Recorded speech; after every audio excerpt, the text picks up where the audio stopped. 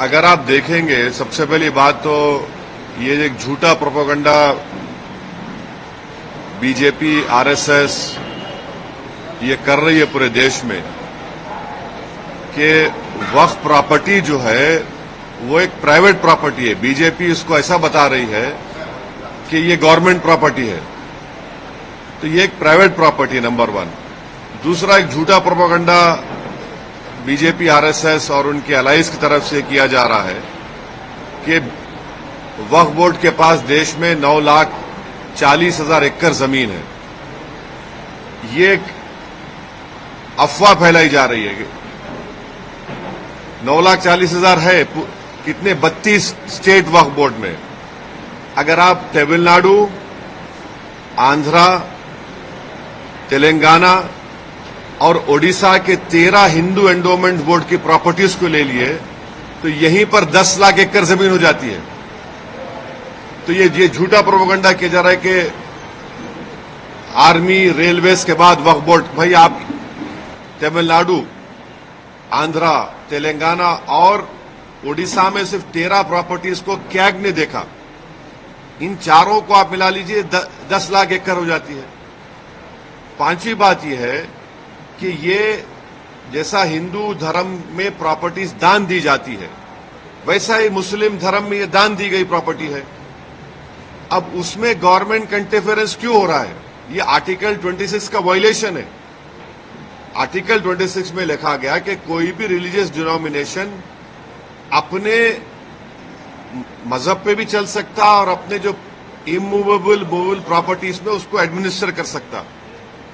तो ये जो नरेंद्र मोदी की सरकार है वो वक्फ प्रॉपर्टीज को बचाने के लिए, वक्फ प्रॉपर्टीज को डेवलप करने के लिए, वक्फ प्रॉपर्टीज में एफिशिएंसी लाने के लिए ये बिल नहीं लाई है।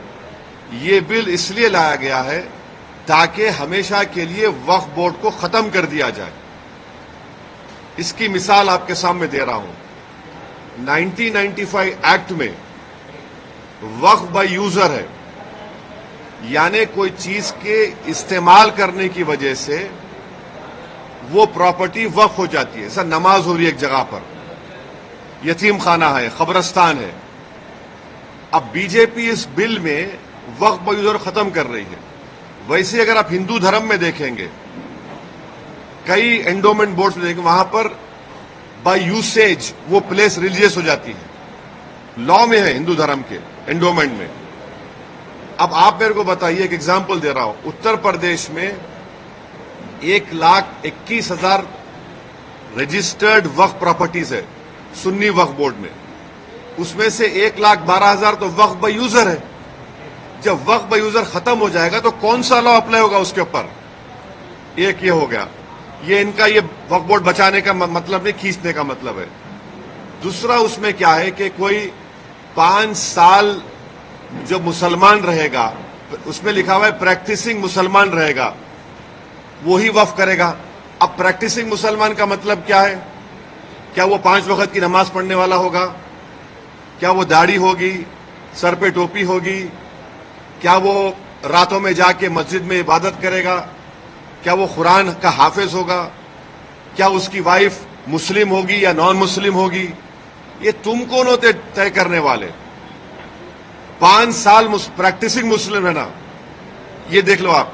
अच्छा, कोई ऐसा लॉ हिंदू धर्म में नहीं है, कोई भी कभी भी दान दे सकता है। आप ये क्यों लेकर आए बताओ? आप कौन होते? मैं प्रैक्टिसिंग हूं नहीं हूं, मैं मुसलमान हूं। मेरे घर में झांक के देखेंगे नरेंद्र मोदी, या फिर 5 साल के बाद मोदी बोलेंगे आओ बेटा तुम मुसलमान सर्टिफिकेट लेकर जाओ। हाँ, तीसरा अब उसमें देख लो। तीसरा क्या है उसमें कि ये बोला जा रहा है कि कोई भी वक्फ प्रॉपर्टी जो गवर्नमेंट के कब्जे में है उसका फैसला कलेक्टर करेगा। अब आप मेरे को बताइए, कलेक्टर खुद गवर्नमेंट का होता है, एग्जीक्यूटिव का। क्या कलेक्टर अपने मामले में जज बन सकता है क्या? ये तो प्रिंसिपल्स ऑफ नेचुरल जस्टिस के खिलाफ है। भाई, आप में मेरा झगड़ा होगा तो आप जज कैसे बनेंगे? तो कलेक्टर को इख्तियार दे रहे हैं कि कलेक्टर तय करेगा। अच्छा, फिर सर्वे कमिश्नर होता है जो सर्वे करता है प्रॉपर्टीज को, ये बोल दिया कि नहीं सर्वे कमिश्नर नहीं करेगा, कलेक्टर करेगा। सर्वे कमिश्नर एक अलग होता है डिपार्टमेंट, उसको खत्म कर रहे हैं। क्यों कर रहे हैं भाई आप उसको? फिर आप ये कर रहे हैं कि स्टेट वक्फ बोर्ड, सेंट्रल वक्फ काउंसिल में वहां पर सिर्फ एक नॉन मुस्लिम मेंबर होता है, वो मिनिस्टर होता है, बाकी के पूरे जितने कैटेगरीज है उसमें मुसलमान होता है। आप उसको खत्म करके मेजॉरिटी नॉन मुस्लिम को मेंबर बनाना चाह रहे हैं। स्टेट वक्फ बोर्ड में पूरे मुस्लिम मेंबर्स होते हैं, उसको आप क्या कर रहे हैं? आप उसमें से कम 8 या 9 नॉन मुस्लिम को अपॉइंट करना चाह रहे हैं। स्टेट वक्फ बोर्ड में इलेक्शन होता है मुतवल्ली कैटेगरी का, एमएलए एमपी कैटेगरी का और बार काउंसिल का, आप नॉमिनेट करेंगे। अच्छा, नॉमिनेट क्यों करना चाह रहे हैं? अगर आप वक्फ बोर्ड का एक्ट देखेंगे तो वक्फ बोर्ड में आपकी प्रॉपर्टी वक्फ है, मैं उसको डायरेक्ट मैनेजमेंट में 5 साल के लिए ले सकता हूं। जब मैं अपने लोगों को नॉमिनेट कर दूंगा उसमें, तो मैं डायरेक्ट मैनेजमेंट ले लूंगा। इनकी नीयत खराब है उसमें। फिर आप ये कह रहे हैं कि कोई हिंदू वक्फ नहीं कर सकता। क्यों नहीं कर सकता हिंदू वक्फ? हिंदू वक्फ कर सकता है, वो मुतवल्ली भी बन सकता है, मगर आप हिंदू वक्फ नहीं कर सकता, उसको खत्म कर रहे हैं और हिंदू को मेंबर बनाना चाह रहे हैं आप। सेंट्रल वक्फ काउंसिल लेके देयर शेल बी, शेल का मतलब मैंडेटरी अंग्रेजी में, 2 मेंबर रहेंगे मिनिमम। फिर ये झूठा प्रोपेगेंडा बीजेपी की कि हम महिलाओं को बना रहे हैं, वो पढ़ते नहीं है। ऑलरेडी महिला का प्रोविजन है। क्या प्रोविजन है? अब ये बोल रहे हैं कि 2 बनाएंगे। अभी जो प्रोविजन है एटलीस्ट 2, यानी 2 से बढ़ सकते, आप 2 कर दिए खाली उसको। वक्फ का एक ट्रिब्यूनल है। अब ट्रिब्यूनल में झूठा प्रोपेगेंडा करते हैं कि ये इसका डिसीजन फाइनल होता है। भाई एनजीटी ट्रिब्यूनल है, इनकम टैक्स का ट्रिब्यूनल है, रेलवे क्लेमेंट्स ट्रिब्यूनल है, ऐसे 14 ट्रिब्यूनल है जिनका डिसीजन फाइनल होता है, अपील नहीं कर सकते। भाई ट्रिब्यूनल के जजमेंट के बाद हाई कोर्ट में रिव्यू पिटीशन डाला जाता है। अपील करने से तो लाखों केस कोर्ट में है, और रिव्यू पिटीशन में हाई कोर्ट पूरा रिकॉर्ड मंगा सकता है, तो ये वक्फ के फेवर में नहीं है। फिर इसमें आपने एक कानून लेकर आए।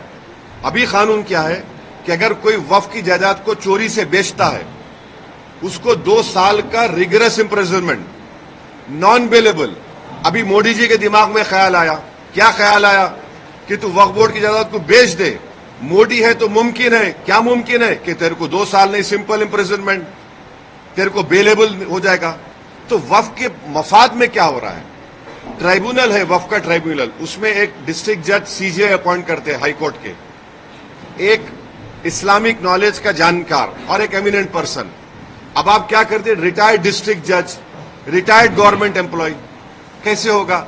फिर अगर आपकी कोई वक्फ की प्रॉपर्टी है, मैं जाके कंप्लेन करता हूं कि ये वक्फ नहीं है, तो collector will order an inquiry.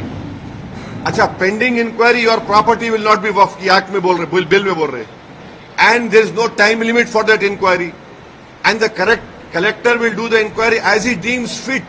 इसका क्या मतलब? यानी आपकी प्रॉपर्टी को मैं कंप्लेन कर दिया कि वक्फ नहीं है, तो कलेक्टर साहब 10 साल ले लेंगे, तब भी वक्फ नहीं रहेगा, वो अपने कंट्रोल में, उनके कंट्रोल में आ जाएगा। तो ऑल इन ऑल अगर आप देखेंगे, इस बिल में वक्फ प्रॉपर्टीज के एफिशिएंसी के लिए नहीं बनाया गया है, ये वक्फ प्रॉपर्टी को खत्म करने के लिए बनाया गया है। अब हिंदू मेंबर्स को या नॉन मुस्लिम मेंबर्स को अपॉइंट कर रहे हैं। भाई आप उत्तर प्रदेश में जाइए, उत्तर प्रदेश में जो काशी बोर्ड है, वहां पर तो क्लियर लिखा हुआ है कि he has to be Hindu. अगर वो हिंदू धर्म छोड़ेगा तो मेंबरशिप चले जाएगी। फिर आप देख लीजिए जाकर, आप ये जो आपका तमिलनाडु का एक्ट है, तेलंगाना का एंडोमेंट एक्ट है, आंध्रा का है, उड़ीसा का है, इसमें सब लिखा गया कि only Hindu will become the member. अच्छा, हिंदू की परिभाषा क्या है संविधान में? हिंदू, सिख, बौद्ध और जैन, मगर इन मंदिरों में सिर्फ हिंदू बनेगा मेंबर। अब मिसाल के तौर पर मुंबई में ट्रस्ट में है आपका कौन सा मंदिर है? सिद्धि विनायक है। गुजरात में सोमनाथ की मंदिर, वो भी ट्रस्ट में आता। वहां पर आप किसको बनाते मेंबर? आप एक बात समझिए, तिरुपति के प्रसाद में घी में एनिमल फैट आया तो एतराज हो रहा है, बिल्कुल सही है, नहीं होना चाहिए अगर हुआ तो। मगर आप हमारे धर्म के संस्थानों में आप कैसे नॉन मुस्लिम को बनाएंगे? प्रसाद में आप बोल रहे कि एनिमल फैट आ गया, तो गलत है, पर हम भी मानते गलत है, नहीं आना चाहिए, उनकी आस्था है। मगर यहां पर हमारी आस्था, हमारे धर्म में ये तो वक्फ बोर्ड तो मुस्लिम धर्म का हिस्सा है। तो इसलिए ये जो बिल मोदी लाए हैं, उनकी सरकार लाई है, वो वक्फ प्रॉपर्टीज को छीनना चाह रहे। अच्छा, अभी हाजी मलंग की दरगाह है, एकनाथ शिंदे का स्टेटमेंट है कि दरगाह नहीं, हम नहीं मानते।